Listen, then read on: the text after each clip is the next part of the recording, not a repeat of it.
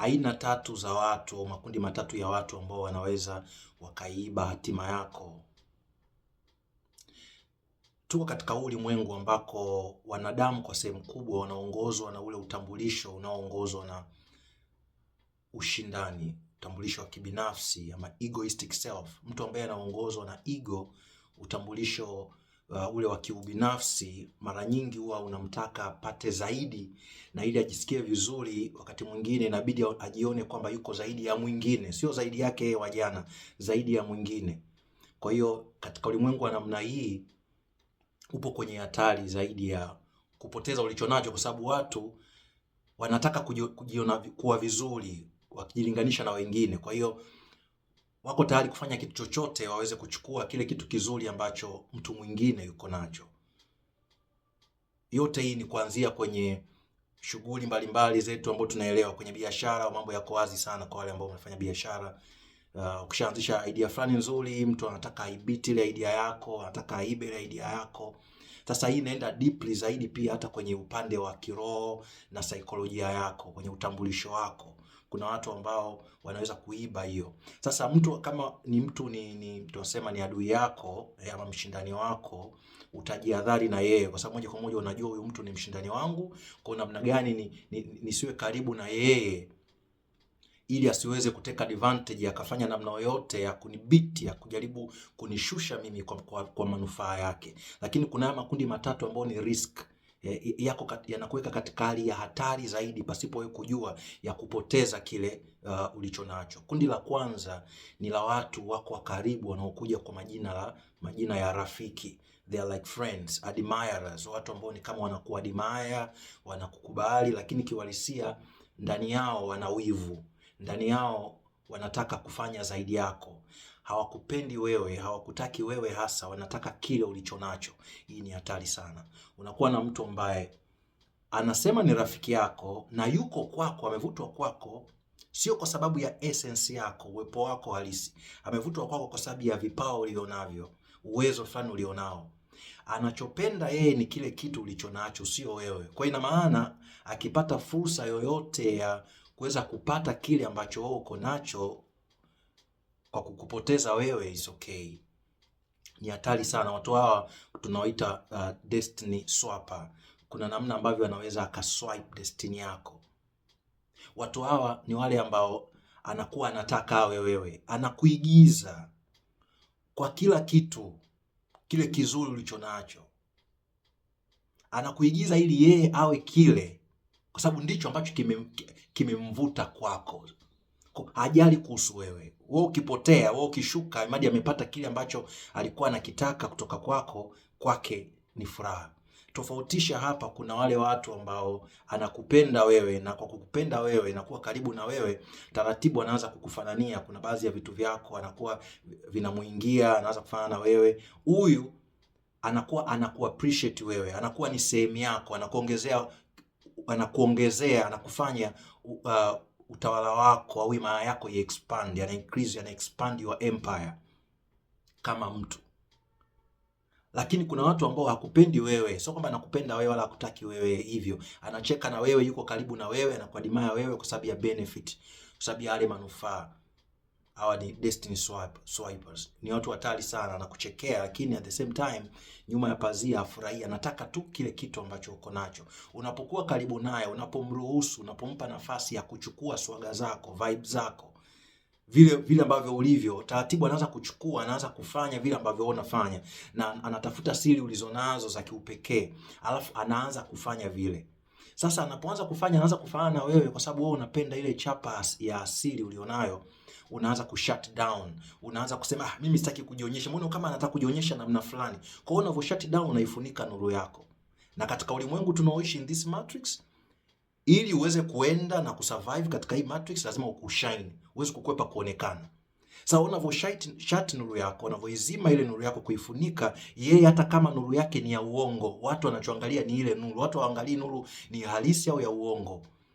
Kwa hiyo watu wanaanza, ulimwengu unaanza kumwakisi yeye. Unaanza kuona yeye anaanza kupata breakthroughs, upenyo na mafanikio ambayo itakiwa uyapate wewe, lakini kwa nuru yako wewe. Yeye anatembea na nuru bandia, kwa anakuwa tayari ameshachukua kutoka kwako. Kuna watu ambao ulikuwa na uwezo mkubwa eh? Ulikuwa na uwezo mkubwa au una uwezo mkubwa ndani yako, vipawa, karama mbalimbali, yani kila kitu ambacho kinaweza kukufanya uweze kusurvive kuthrive katika ulimwengu tulionao, lakini umekuwa debe tupu, umekuwa box tupu, mwili usiokuwa na kitu, yani ile content uliokuwa nayo au ulionao ni kama imepotea, kwa sababu kuna watu wengine wananufaika badala yako, au wengine kuna tabia amezichukua ambazo sio za kwenu. Kuna tabia uko nazo sio za kwako. Huyu mtu wa mara nyingi ambaye ni swipe, anachokifanya anakuwa anakupa wewe zile sumu zake, anakupa wewe zile tabia zake ambazo zinamfanya yeye kuwa chini, zinamfanya yeye kutokukubalika, zinamfanya yeye kutokuonekana na kuangaza, alafu anachukua kile cha kwako. Kwa unashangaa unaanza kumfanania yeye, yeye anaanza anakufanania wewe, unazibeba tabia zake. Unashangaa hii tabia vipi? Na wengine sasa mnakuwa mjui, wengi mnakuwa mjui. Angalia, chunguza tabia nyingi ambazo uko nazo ambazo kiuhalisia sio tabia. Okay, hakuna kitu kibaya kwa asili yake, lakini sio tabia hasa ambazo zenye manufaa sana. Angalia hivi jitabia hivyo, alafu rudi nyuma, angalia ilikuwaje ukaanza kuwa na hizo tabia. Utagundua ulikutana na mtu ambaye ni Destiny Sniper, akakupa vya kwake, alafu wewe ukampa. Kwa unakuwa makini, una marafiki hao wengine, sio kwa ubaya, lakini huu ni ukweli kabisa. Wengine anakuwa analazimisha kuvaa nguo zako, anavaa viatu vyako, kila unachokinunua unachokifanya wewe kwake anakisifia, anataka kichukue, nipe, nimeipenda sana nipe, nimeipenda sana nipe. Hakuna wakati unakuta mtu ana sababu. Kwa mfano umeenda mahali, wewe umenunua kitu fulani useme pale kitu hakipo na alitamani kununua muda mrefu, na labda wewe utakaporudi unaweza kukipata tena, anakuambia bwana, chukua hela hii hapa na kuvua hii, that's okay. Lakini kuna mtu ambaye ana uwezo wa yeye kutafuta hicho kitu yeye mwenyewe kwenda kununua, lakini anataka cha kwako. Kuwa mwangalifu sana, Destiny Swipers. Kwa hiyo wewe unakuwa wao, wao wanakuwa wewe. Na naongea kitu ambacho ni halisi, nili experience. Kuna mahali nilikuwa tunafanya kazi, shughuli fulani hivi, kuna jamaa mmoja akawa ananionea wivu kwa vile ninavyoongea, ananionea wivu vile ambavyo na vibe yangu ambayo nilikuwa nayo, mazingira. Kwa hiyo akawa anaona ambavyo nakubalika zaidi pale sehemu nilipokuwa. Kwa hiyo akaanza kuonyesha kama ananiadimaya, lakini kumbe anataka kuiba kile ambacho niko nacho. Akaanza kuchukua zile vibe zangu. Na mimi sasa mwanzo nilikuwa sielewi, nikawa nampa kama ushirikiano kidogo, naogopa kumcut off. So unajua kuna ule binadamu ule atajisikiaje na vitu kama hivyo. Hiyo people pleasing you inaitwa hiyo. Hapo bado niko katika safari ya uponyaji wangu. So nikatoa nafasi kidogo, nikaanza kuona anaanza kuchukua vitu vyangu. Anataka fanye na mimi mpaka labda nywele zangu ninavyoziweka, namna ninavyoongea, zile vibe anachukua. Kwa sababu unakuta watu wanaanza kuvutwa na yeye sasa, kwa sababu kuna namna ambavyo mtu ulikuwa unaongea, hey amazing this like this, na yeye anaanza hivi hivi, akianza kuongea hey amazing like this, anaiba, anachukua ile. Sasa watu wale kwenye mazingira ya kazi, kwa mfano kwa sisi wanaume, kuna wanaume ambao wanataka avute tu warembo.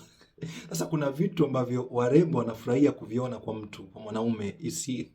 Sasa jamaa akijiangalia anaona yeye hana, na sio kwamba hana, ni kwa sababu hajikubali. Watu wa namna hii ambao wanafanya swiping ni watu ambao ndani hawana kitu, walishapoteza content, hawaji appreciate, na wengi wao wana majeraha makali sana au makubwa mno ambayo hawako tayari kuyakabili. Kwa hiyo wana giza kubwa mno ndani yao. Sio kwamba wana upekee, lakini watu ambao hawajikubali kabisa wao wenyewe. Ndio maana wanataka wanapambana kuiba vya wengine.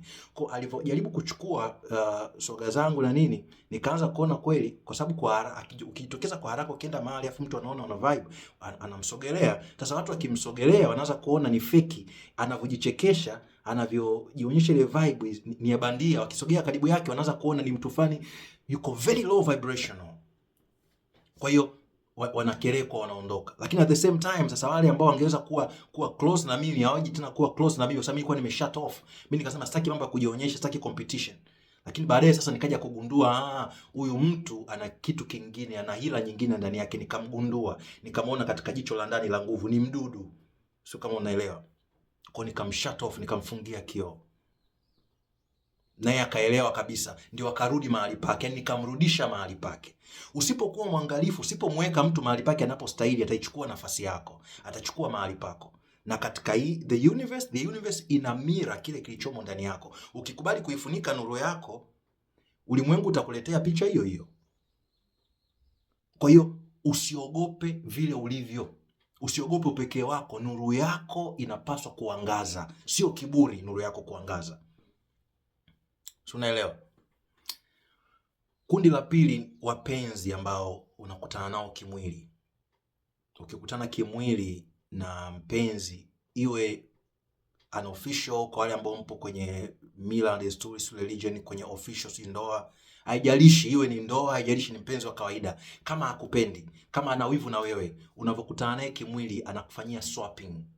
Kwa vyote vizuri vya kwako wewe unakuwa unampa yeye. Na wengine, angalia ulivyoanza mahusiano na huyo mtu, unashangaa umepoteza vitu vizuri ulivyokuwa navyo, na mabalaa yanaendelea kukufuata tu. Alafu yeye anaanza kushamili, anaanza kuongezeka na expand, anang'aa zaidi.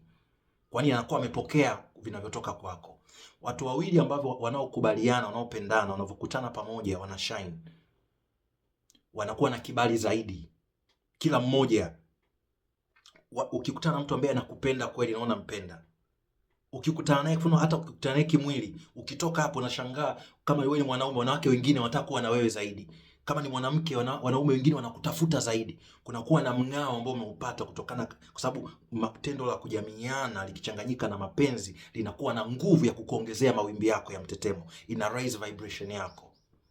Kwa hiyo kama uliyekutana naye hakupendi, ana wivu na wewe, anataka tu kile ulichonacho, hajakutaka wewe, anakuwa anaiba, anakuwa energy swap, anakuwa ni destiny swapper, anaiba destiny yako. Wengi mlikuwa na vipawa ulivyokutana huyo mpenzi, kumbuka, ukaacha kama kipaji chako kaachana nacho. Ulikuwa ideas na flow kwenye kichwa, kwenye akili, ideas zimepotea. Hamna overflowing kutoka ndani yako, kile kisima cha ubunifu hakipo. Kwa nini? Kwa sababu umepoteza sehemu ya umuhimu sana iliyo ndani yako kwa kumpa mwili wako mtu ambaye hakuwa anakupenda wewe. Alikuwa anataka tu kile ulichonacho. Yaani amekuja kwako wewe kwa sababu una talent fulani, una kipawa fulani, una muonekano fulani, una vibe fulani. Kuna kitu ananufaika kutoka kwako, kinaja kukubali wewe. Very dangerous, hatari sana. Kwa hiyo linda, kama nilivyoeleza, haijalishi huyo mtu mmekutana naye kwa namna gani. Yaani anaweza kawa ni official kabisa, mnasema ni official, lakini akawa anachukua vilivyo vya kwako. Ndio maana kuna watu wengine mahusiano yamewafanya kwenda juu, wengine mahusiano yamewashusha chini. Inategemea na mtu uliye naye, anakupenda wewe, anakukubali wewe. Kama hakupendi wewe, watu, hiyo iko obvious. Tunaelewa kwenye mahusiano, kwenye jamii zetu, kuna watu wengi wanaingia kwenye mahusiano kwa sababu wanataka pesa zako. Anaingia kwenye mahusiano kwa sababu anataka tu uzuri wako. Anaingia kwenye mahusiano kwa sababu anataka tu aonekane vizuri, watu wamsifie, sio wewe wamsifie yeye kwamba na mwanamke mzuri. So umeelewa, na mwanaume fulani uko namna fulani hivi, una talent fulani, una uwezo fulani na kadhalika. Sasa yule mkiwa naye kwenye mahusiano anakuwa hakufurahii wewe. Yeye anafurahia kile kilichomleta hapo. Kwa hiyo kila mnapokutana anakuwa anachukua sehemu yako. Kwa unaanza kupoteza. Na kundi la tatu ni watu wenye mamlaka juu yako. Kwa kuwa very careful na watu wa namna hii. Kwa nao makini sana. Watu wenye mamlaka juu yako. Watu nao waendea kukupa msaada. Viongozi wa dini. Si wachungaji, si mabishop, maaposto, si wani, mashehe, si umeelewa. Unaenda pale na kwenda kuwekea mkono na kuwekea mikono, au mganga, mtaalamu, fundi, si msoma nini, unaenda. Wengi wao ukiwaendea hao sio kwamba wanakusaidia, wanaenda kuchukua kile ulichonacho. Kinachokufanya uone matokeo ni akili yako wewe mwenyewe, sio wao. Angalia, sijasema wote ni wabaya, wako ambao kweli wanakuwa na nia ya kusaidia watu. Lakini kuna wengine ambao furaha yao ni kupata nguvu zaidi, sio kusaidia watu, kupata mafanikio zaidi, sio kusaidia watu. Kwa akikutana na wewe na akawa anaona una kitu kizuri, anachukua kile kitu chako. Kwa hiyo unaweza kuwa unajisikia vizuri kwa sababu akili yako inakwambia huyu mtu atanisaidia. Kwa kukutana naye tu akili yako inasema nimesaidika, unaanza kuona matokeo. Unajiponya wewe mwenyewe, lakini unadhani yeye ndiye ambaye amekuponya. Alafu unaanza kumsujudia. Dalili yake, ukitaka ujue mtu kiongozi wako, mtu yote unayemwendea mwenye mamlaka juu yako ya namna yoyote, yuko anaweza akaswipe your destiny, akachukua hatima yako. Angalia, anataka kutukuzwa, anataka umtukuze, anataka umuone yeye ndo ana mamlaka zaidi, ana upekee kuliko wewe. Yaani ukishaona anaanza kujionyesha kwamba yeye ni bora zaidi kuliko wewe, umsujudie, umtetemekee. Kuwa mwangalifu sana. Tunaongea ni mambo halisi yamewatokea watu wamepoteza hatima zao katika hii sayari dunia, na umekutana na hii video kwa sababu ni wakati wako wa kupona. Kwa hiyo zingatia hiyo, tunza nguvu zako, jilinde. Kama umefika mahali unaona unashindwa wewe mwenyewe kutoka hapo, kuchomoka hapo, kuzirejesha nguvu zako, karibu kwenye group tunafanya program ya uponyaji. Hii program ya uponyaji ambavyo huwa naeleza ni holistic, ni ya jumla. Kwa tunadili na maumivu yaliyo katika mwili, tunadili na nafsi, saikolojia yako na akili yako. Tunadili pia na masuala ya kiroho, nguvu zako za ndani, nishati yako ya ndani, namna ya kuifahamu, kuitunza, kama ilikuwa umeiacha mahali, imechukuliwa na watu, imefyonzwa, namna gani ya kuirudisha. So ni program ya wiki 3 kila mwezi, kwa wiki 3 ada yake shilingi 50,000. Kama uko tayari kuwekeza, just welcome. Program darasa nyingine tunaanza tarehe 1 ya mwezi wa 6. So just ni check inbox ukiwa tayari. Nimeshaanza kupokea ada za watu ambao wako wanataka kuingia katika hiyo program. Okay, yeah, I am the son of Zwangendaba. Wakati mwingine. Cheers.